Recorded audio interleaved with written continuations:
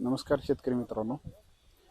आज तारीख आहे 26/5/2024. जवळपास या आमच्या प्लॉटला 70 दिवस झालेले आहे.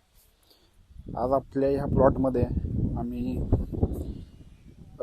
एक कीटकनाशक आणि एक न्यूट्रिशनल बेस फंगिसाईड आणि केमिकल फंगिसाईड या 3 घटकांची फवारणी करणार आहोत.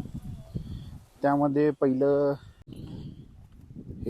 जे आहे हे सिंजेंटा कंपनीचे रोडोमिल गोल्ड, ज्याच्यामध्ये मेटलॅक्झिल 4% आणि मॅन्कोझेब 64% हे रासायनिक घटक आहेत.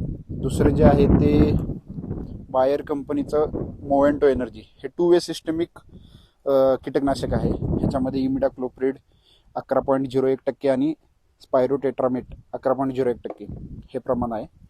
आणि तिसरं न्यूट्रिशनल बेस फंगिसाईड जे आहे हे इंडिकेम कंपनीचं फायटीन SG, हे न्यूट्रिशनल बेस फंगिसाईड, ज्याच्यामध्ये पोटॅशियम फॉस्फेट 51.9% आणि ऑर्गॅनिक मॅटर 11% आहे. त्यामध्ये कॅल्शियम, सल्फर आणि कॉपर ह्या सुद्धा घटकांची मात्रा आहे. आणि पाण्यामध्ये pH आणि स्प्रेडर यासाठी आम्ही ॲम्वे कंपनीचा अपसाईटी या स्टिकरचा वापर करत आहे. तर पाहूया आपण की आपली फवारणी कशा प्रकारे होत आहे ती. हे 15 लिटरला 5 मिली, त्याप्रमाणे 150 लिटरला 50 मिली ही टाकी जी आहे ती आपली 500 लिटरची आहे. तर साधारण 150 लिटरला 50 मिली म्हणल्यावर 160 ते 170 मिली लागेल.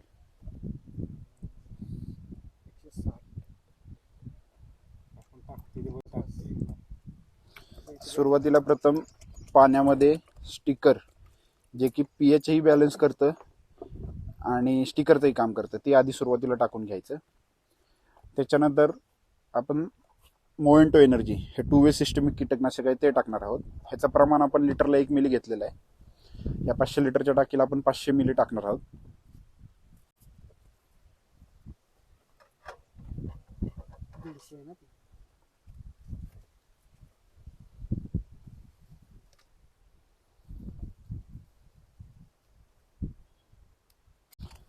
आणि 2 नंबरला आपण सिंजेंटा कंपनीचं रिडोमिल, हे पण यासाठी घेतोय की हे सिस्टमिक आणि कॉन्टॅक्ट दोन्ही प्रकारचं बुरशीनाशक आहे. त्याच्यासोबत आपण घेताना फायटीन या बुरशीनाशकाचा न्यूट्रिशनल बेस फंगिसाईडचा उपयोग करत आहोत. रिडोमिल गोल्डची मात्रा लिटरला 1.5 ग्राम याप्रमाणे घेतलेली आहे. तर 500 लिटरला आपण 750 ग्राम टाकणार आहे.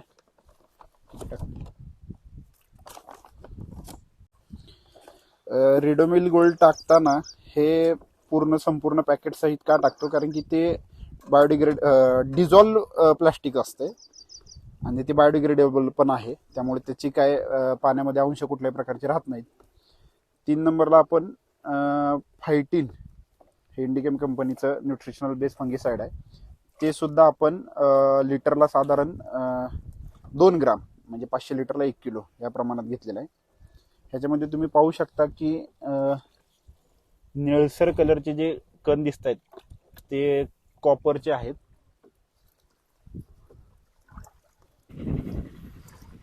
आत्ता आपण घेत असलेली फवारणी ही 3 प्रकारची जी आहे, त्यात 2 प्रकारचे बुरशीनाशक आणि 1 प्रकारचे कीटकनाशक ही यासाठी घेत आहे की मोवेंटो एनर्जी हे जे कीटकनाशक आहे हे 2 वे सिस्टमिक कीटकनाशक आहे, जे की शेंड्यापासून झाडाच्या मुळापर्यंत, म्हणजेच की रूट टू रूट ह्या प्रकारे काम करते. झाडामध्ये येणारी जी पण रस शोषक किडी आहे, पिकावर येणारी रस शोषक किडी आहे, त्याचं हे नियंत्रण चांगल्या प्रकारे करते. त्याच्यासोबतच आपण जे रिडोमिल गोल्ड, हे 4% असलेलं मेटलॅक्झिल आणि 64% असलेलं मॅन्कोझेब, हे जे आपण बुरशीनाशक घेतलंय ते झाडावर येणाऱ्या करप्याजन्य बुरशीजन्य जे रोग आहेत त्याला नियंत्रण करते आलेले. आणि दुसरं जे फायटीन नावाचं न्यूट्रिशनल बेस फंगिसाईड आहे, त्याचा आपण ह्यामध्ये वापर का केलेला आहे की ते जे आहे ते सुद्धा सिस्टेमिक काम करते. जसं की पानामध्ये, आता सपोज हे जे पान आहे, ह्या पानांमध्ये फायटल अल्गिन्स नावाचे एक प्रकार असतो, म्हणजे फायटोलॉगिल्स नावाचा पार्ट असतो. तो काय करत असतो, तो इनबिल्ट झाडामध्ये रोगप्रतिकारक शक्ती, बुरशीजन्य रोग असतील किंवा बॅक्टेरियाजन्य जे रोग असतील त्यांना विरोध करत असतो. ते वाढवण्याचं काम हे फायटिन करतं. फायटोलॉगिन्सला एक प्रेरणा देतं की बाबा तुम्ही जे रोगप्रतिकारक शक्ती तुम्ही वाढवा.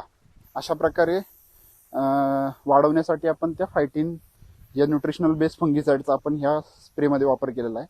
त्याच्यामध्ये सुद्धा जवळपास 51 ते 52% फॉस्फरस आणि पोटॅशची मात्रा आहे, आणि बाकी मग 2% कॅल्शियम, 2% सल्फर, 2% कॉपर आणि 11% ऑर्गॅनिक मॅटर या ॲडिशनल न्यूट्रिशनचा त्यामध्ये वाटा आहे.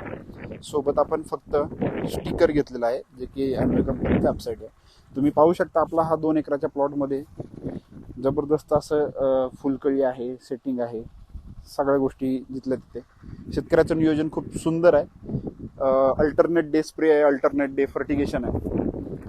तुम्ही पाहू शकता आतापर्यंत जवळपास 3रा तोडा उलटून गेलेला आहे. 32 टनापर्यंत ॲव्हरेज गेलेला आहे. 4थ्या तोडाला सुरुवात झालेली आहे.